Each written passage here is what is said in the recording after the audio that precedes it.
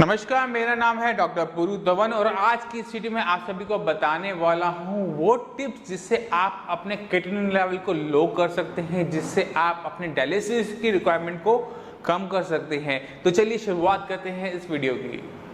अगर आप क्रिएटिनिन को कम करना चाहते हैं तो आपको पहले समझना पड़ेगा कि क्रिएटिनिन बनता कहाँ पर है, क्या चीज़ होती है और कैसे वो वर्क करता है। ये जो क्रिएटिनिन होता है ये हमारी मांसपेशियों में बनने वाला एक वेस्ट प्रोडक्ट होता है जो नॉर्मली आपके शरीर से बाहर चला जाना चाहिए था, जो नॉर्मली आपकी किडनी फिल्टर कर कर बाहर कर देती है। मगर जब आपकी किडनी फेल होना शुरू होती है तो क्या होता है कि किडनी का जो फंक्शन होता है खून को साफ करने का वो घट जाता है। उसका रिजल्ट क्या होता है कि ये जो वेस्ट मटेरियल है जो कि आपकी मसल्स में बन रहा है वो बॉडी के अंदर एक्यूमुलेट होना शुरू हो जाता है। तो और वो आपको रिपोर्ट में, अपनी केएफटी रिपोर्ट में साफ देखने को मिलता है कि वो बढ़ रहा है, घट रहा है। मगर अगर हम इसकी फॉर्मेशन को घटा दें, अगर बॉडी के अंदर इसकी फॉर्मेशन अगर हम घटा देते हैं तो बॉडी के अंदर इसकी एक्यूमुलेशन भी घट जाती है।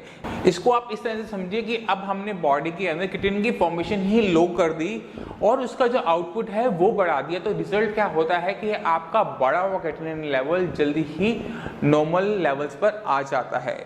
अब सवाल ये उठता है कि हम इसको कम कैसे कर सकते हैं। नंबर वन चीज, क्योंकि ये जो क्रिएटिनिन है प्रोटीन ज़्यादा इंटेक करने की वजह से आपकी बॉडी में ज़्यादा बनता है। तो पहला काम आपने क्या करना है कि आपने किसी भी टाइप का जो प्रोटीन इंटेक है वो बंद कर देना होता है। मैं मानता हूँ किडनी फेलियर के अंदर आपको प्रोटीन यूरिया देखने को मिल रहा है, मगर अगर आप प्रोटीन की अमाउंट ज़्यादा अमाउंट में लेते रहते हैं तो आपका क्रिएटिनिन लेवल बढ़ता चला जाता है। अगर क्रिएटिनिन बढ़ रहा है इसका मतलब ये है कि बॉडी के अंदर और भी जो बाई प्रोडक्ट्स होते हैं, वेस्ट मटेरियल होते हैं, टॉक्सिक मटेरियल होते हैं, वो भी बढ़ रहे हैं। तो अगर हम अपनी बॉडी के क्रिएटिनिन लेवल को कंट्रोल करना चाहते हैं, नंबर वन थिंग याद रखिए कि प्रोटीन का इंटेक आप बंद कर दीजिए। उसके अंदर आप किसी भी टाइप का प्रोटीन इंटेक करेंगे, चाहे आप एग्स लें, नॉन वेज मटेरियल लें, ज़्यादा अमाउंट में दालें लें, तो उसको रिजल्ट आपको अपने बढ़े हुए क्रिएटिनिन के रूप में देखने को मिल जाता है। तो जितने भी किडनी फेलियर के पेशेंट होते हैं, अनटिल अनलेस बहुत ज़्यादा ज़रूरत ना हो प्रोटीन इंटेक की, उनका प्रोटीन बंद करवा दिया जाता है। खासकर नॉन वेज मटीरियल, जितना भी नॉन वेज मटीरियल होता है, जितने भी मीट होते हैं, उनको लेने से बॉडी के अंदर एसिडोसिस की दिक्कत देखी जाती है कि बॉडी के अंदर एसिड फॉर्मेशन ज़्यादा होनी शुरू होती है, क्योंकि किडनी काम नहीं करी, वो एसिड बाहर नहीं जा पाता। ये बड़ा हुआ एसिड जो आपकी बॉडी में अब इकट्ठा होने लगा है, ये आपकी किडनी को फर्दर डैमेज करता है और आपकी किडनी फेलियर की जो स्पीड है वो बढ़ा देता है। तो अगर आप चाहते हैं क्रिएटिनिन को लो करना तो अपने प्रोटीन इंटेक पे नज़र रखिए, उसे मिनिमम टू मिनिमम लेवल्स पर लेकर जाइए, उसमें किसी भी टाइप का एक्सेप्शन मत ढूंढिए। अब चलते हैं नेक्स्ट पॉइंट के ऊपर, वो होता है एक्सरसाइज। हम जो विगरस एक्सरसाइज करते हैं तो मसल्स की मेटाबॉलिज्म बढ़ जाता है। जब मसल्स का मेटाबॉलिज्म बढ़ता है तो क्रिएटिनिन की अमाउंट ज़्यादा बढ़ती है। यही चीज़ हमें फीवर के अंदर देखने को मिलती है। जब किसी पेशेंट को फीवर होता है तो भी आपके क्रिएटिनिन लेवल जंप कर जाते हैं। तो आपने दो चीज़ों का ध्यान रखना है। आपने विगरस एक्सरसाइज नहीं करनी, यानी आप running, jogging, cycling, swimming, badminton खेलना, ये सब आपको छोड़ना पड़ता है अगर आप किडनी के पेशेंट है। तो आप क्या कर सकते हैं, आप कर सकते हैं ब्रीथिंग एक्सरसाइज। ब्रीथिंग एक्सरसाइज बहुत अच्छा हेल्प करती हैं किडनी फेलियर पेशेंट के अंदर, क्योंकि बॉडी के अंदर टॉक्सिक मटेरियल इकट्ठा हो रहा है। जब आप बहुत ज़्यादा आराम रेस्ट करके, बॉडी को रेस्ट करके, मसल्स को मिनिमम टू मिनिमम हिलाकर ज़्यादा से ज़्यादा अमाउंट में ऑक्सीजन इनटेक करते हैं, तो जितना ऑक्सीजन आप लेते हैं वो बॉडी के अंदर टॉक्सिक मटेरियल को ऑक्सीडाइज करती है और आपके जो लेवल्स हैं वो बेटर होना शुरू होते हैं। तो जितने भी पेशेंट किडनी फेलियर के होते हैं उनको मेरी यही एडवाइस होती है कि आप अपनी ब्रीथिंग एक्सरसाइज जरूर कीजिए। कपालभाति प्राणायाम, अनुलोम विलोम करने से बॉडी के अंदर ऑक्सीजन लेवल बढ़ते हैं मगर आपकी मसल्स कम से कम मूव होती है। तो रिजल्ट्स क्या होता है कि जितना भी टॉक्सिक मटेरियल है वो ऑक्सीडाइज होना शुरू हो जाता है और आपके लेवल्स आपको बेटर मिलने शुरू होते हैं। तो जो नॉर्मल टाइम होता है रिजल्ट्स उसके दिखने का वो अराउंड 6 मंथ होता है। 6 मंथ्स कॉन्टिन्यूसली आपको योगा प्राणायाम करना होता है। इसके बाद चलते हैं हम नेक्स्ट पॉइंट के ऊपर। किडनी फेलियर एक ऐसी दिक्कत है जो कई कारणों से होती है। इसमें एक कारण और होता है कि आपकी किडनी तक प्रॉपर ब्लड नहीं पहुंच पाता। मगर जब ब्लड नहीं पहुंच पाता तो वहां पर ऑक्सीजन नहीं पहुंच पाती। जब ऑक्सीजन नहीं पहुंच पाती तो आपकी किडनी मरना शुरू कर देती है, उस पर श्रिंकेज दिखनी शुरू हो जाती है, उसकी फंक्शनिंग डाउन हो जाती है। ये बढ़ा हुआ जो बीपी है ये सबसे बड़ा मेन कल्प्रिट होता है। ऐसे केसेस के अंदर जब हम मेडिसिन देते हैं, हम जो अपना KFRT ट्रीटमेंट देते हैं वो भी पूरी तरह से वर्क नहीं कर पाता, क्योंकि मेडिसिन को भी उस किडनी के एरिया तक पहुंचने में दिक्कत हो रही होती है। तो जितने भी पेशेंट किडनी फेलियर के होते हैं, जहां पर क्रिएटिनिन कंट्रोल नहीं आ रहा, किसी भी मेडिसिन से, किसी भी उपचार से, वहां पर काम करती है एक छोटी चीज, वो है मसाज। अब सोचने वाली ये बात है कि मसाज कैसे हेल्प कर सकती है। सिंपल सी बात है, आपकी किडनी आपकी बैक के इस कोने पर होती है जहां पर ब्लड प्रॉपर तरीके से नहीं पहुंच पा रहा, तो कोई मेडिसिन उसको वहां पे पुश नहीं कर सकती, क्योंकि वहां पर श्रिंकेज हो सकती है। मगर जब हम लोकल मसाज करते हैं, सपोज करो मैं यहाँ पे सर्कुलर मोशन में मसाज करता हूँ, तो रिजल्ट क्या होता है कि मसाज करने की वजह से जो स्किन का सर्कुलेशन होता है, ब्लड सर्कुलेशन होता है, वो इम्प्रोवाइज करता है, वहाँ पे ज़्यादा अमाउंट में ब्लड आना शुरू करता है, ऑक्सीजन लेकर आता है, वेस्ट मटेरियल लेकर जाता है।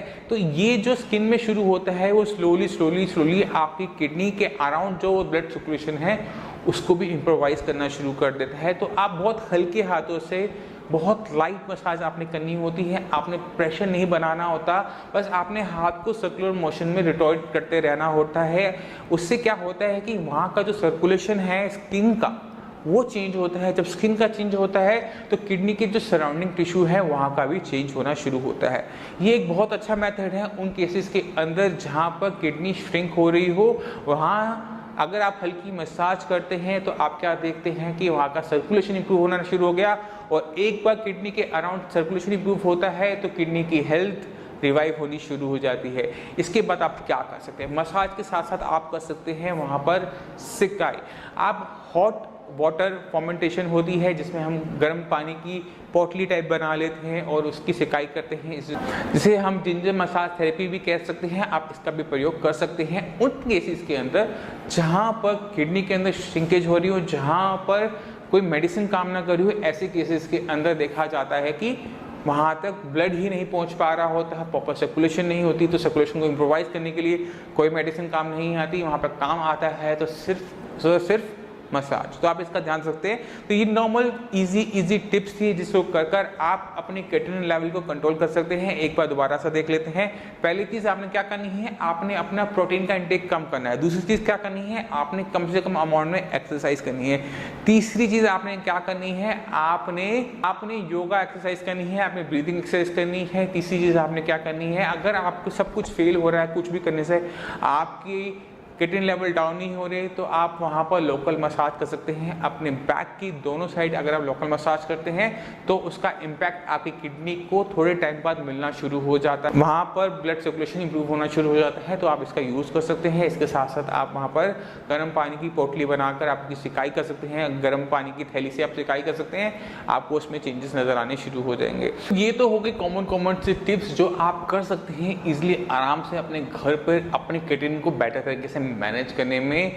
मगर आपकी किडनी को नुकसान जो हो चुका है उसको रिवाइवल की भी अब हम बात कर लेते हैं। उसके लिए होता है KFRT यानी kidney function restoration treatment. KFRT treatment का सबसे बड़ा फायदा यह होता है कि ये आपकी किडनी को फंक्शनिंग को बढ़ाता है। जब आपकी किडनी की फंक्शनिंग बढ़ती है तो क्या होता है कि जो नेचुरल प्रोसेस जो आपकी किडनी काम करती थी, खून को साफ करना, खून को साफ करके जो अभी इसमें टॉक्सिक मटेरियल को बॉडी से बाहर निकालना, किडनी उस काम को दोबारा से पूरी तरह से शुरू कर देती है। और रिजल्ट क्या होता है, आपकी बॉडी के अंदर टॉक्सिक मटेरियल पहले से बेटर तरीके से मैनेज होना शुरू हो जाता है।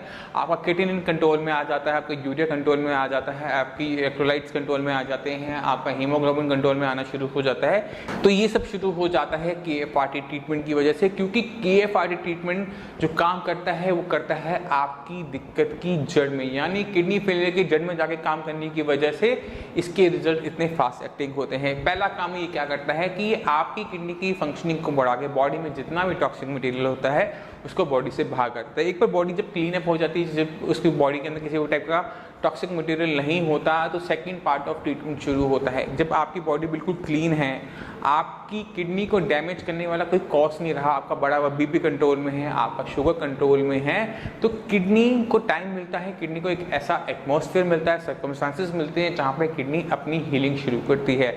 मान लो आपकी किडनी की जो फंक्शनिंग है 70% तक डाउन हो गई है, 30% वो काम कर रही है, मगर अब उसको कोई BP तंग नहीं करता, उसको डायबिटीज तंग नहीं करती, उसके पास कोई इसको परेशान करने वाली चीज़ नहीं है, और बॉडी के अंदर एक क्लीन एनवायरनमेंट है, वहाँ पर सब कुछ बैलेंस्ड है, तो क्या रिजल्ट होता है कि किडनी अपनी हीलिंग शुरू करती है, आपकी फंक्शनिंग बढ़ जाती है। जहाँ पर आपकी 70% काम नहीं कर रही थी किडनी की हीलिंग की वजह से, अब वो 40% और ज़्यादा एक्स्ट्रा काम करने लगती है। और रिजल्ट क्या होता है कि अब 70% की आपकी किडनी काम करती है और 30% काम नहीं करती। इसका रिजल्ट क्या होता है कि आपकी किडनी किसी भी डायलिसिस से बच जाती है, आपकी बॉडी को किसी भी डायलिसिस की जरूरत नहीं पड़ती, क्योंकि आपकी खुद की नेचुरल किडनी उस फंक्शनिंग को शुरू कर देती है, फिल्ट्रेशन शुरू कर देती है।